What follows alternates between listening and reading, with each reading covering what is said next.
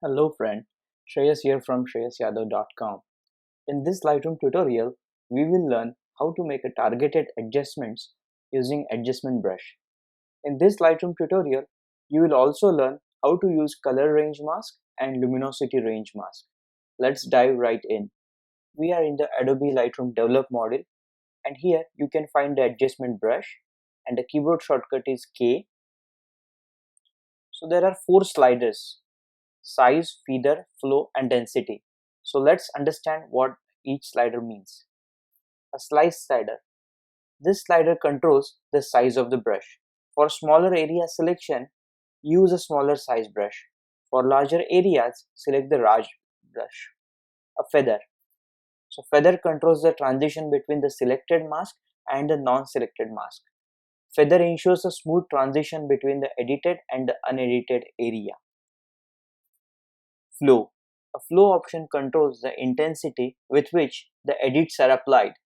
Higher the flow, higher the intensity will be applied.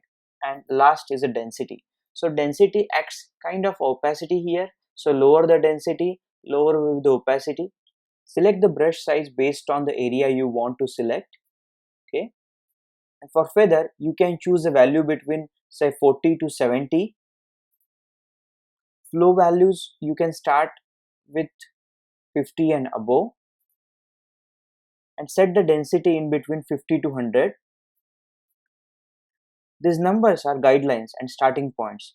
You can fine-tune these numbers as per the image requirement. Let's go ahead and paint over the leopard and the background. I have already painted over the leopard and the background so that we can understand how to apply the adjustment brush quickly. Here is how I have painted over the leopard. Now you can apply the targeted adjustments as it is, or you can choose one of the range mask, color or the luminosity range mask. Let's go ahead and use a color range mask. So with the color range mask, I have made the selection on the leopard with reference color as a yellow color. Now let's go ahead and apply a targeted adjustments on the leopard. So here are the targeted adjustments I made. There is adjustments in the temperature. Then I have adjusted the white and black point, a little bit of exposure and the contrast, then a little bit of texture, clarity, and I increase the saturation and also I increase the sharpness. Now we will select the green background. I have painted over the background and I have used a color range mask and made the selection based on the green color.